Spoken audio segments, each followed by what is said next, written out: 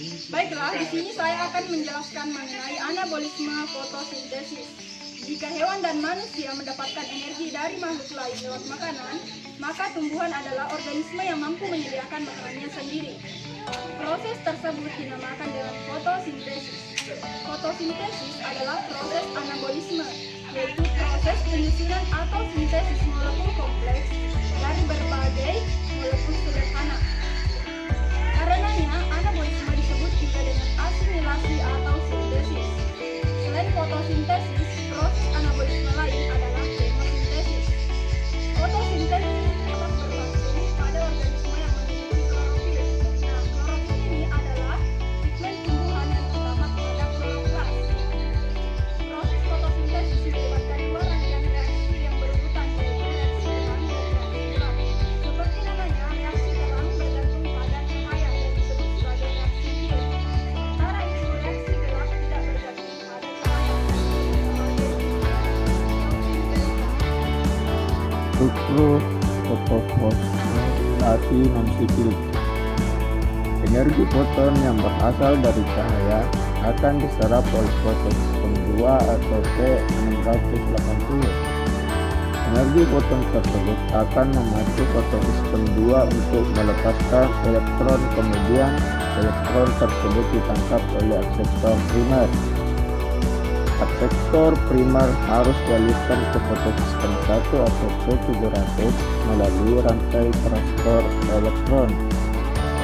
Akseptor yang terlibat terdiri dari plastokinin, kompleks sitokrom, dan plastisianin. Kemudian sampai ke fotosistem 1 atau P700. Pada saat melewati rantai transport elektron, terjadilah fotofosforilasi terhadap ADP sehingga menghasilkan molekul ATP. Pada fotosistem 1, setelah menerima cahaya dari foton, juga melepaskan elektron, kemudian ditangkap oleh akseptor primer. Selanjutnya dipindahkan ke P-deroksin dan diterima oleh NADP, kemudian terbentuk NADPH yang berenergi tinggi. Struktur fotofosforilasi siklik. Energi foton yang berasal dari cahaya ditangkap oleh fotosistem 1 atau P700 dan mengakibatkan pelepasan elektron yang kemudian ditangkap oleh akseptor primer. Selanjutnya akan dikembalikan lagi ke fotosistem 1 melalui rantai transfer elektron. Akseptor yang terlibat yaitu P-redoksin, kompleks sitokrom, dan plastisianin, kemudian kembali ke fotosistem 1. Pada rantai transfer elektron tersebut, terjadi fotofosforilasi sehingga terbentuk ATP dari ADP. Melanjutkan materi tentang anabolisme tumbuhan, yaitu kemosintesis. Kemosintesis adalah peristiwa penyusunan zat organik yang memanfaatkan sumber energi hasil reaksi kimia. Energi tersebut diperoleh dari hasil oksidasi yang diserap dari lingkungan. Berbeda dengan fotosintesis yang dilakukan oleh tumbuhan, kemosintesis dilakukan oleh bakteri. Beberapa contohnya yaitu bakteri pemisah logam atau Thiobacillus sp.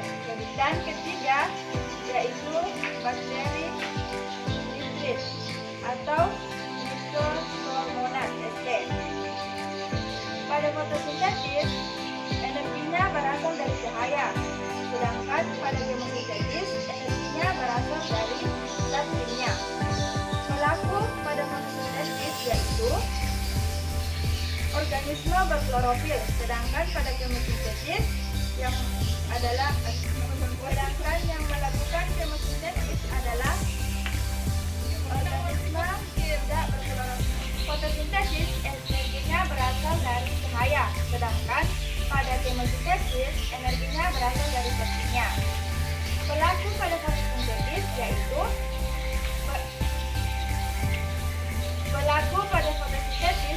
organisme berklorofil, sedangkan Yang melakukan kemosintesis adalah organisme tidak berklorofil atau organisme kemosintetik. Bicara soal bahan dasar. Bahan dasar pada kemosintesis yaitu CO2 dan H2O dengan hasil karbohidrat. Sedangkan pada kemosintesis berupa bahan dasar seperti CHONSP atau glukosa, nitrat, sulfat, dan fosfat dengan hasil karbohidrat dan senyawa lainnya. Lantas, di manakah terjadinya kedua proses itu? Pada fotosintesis terjadi pada kloroplas, sedangkan pada kemosintesis berlangsung di pigmen semacam klorofil.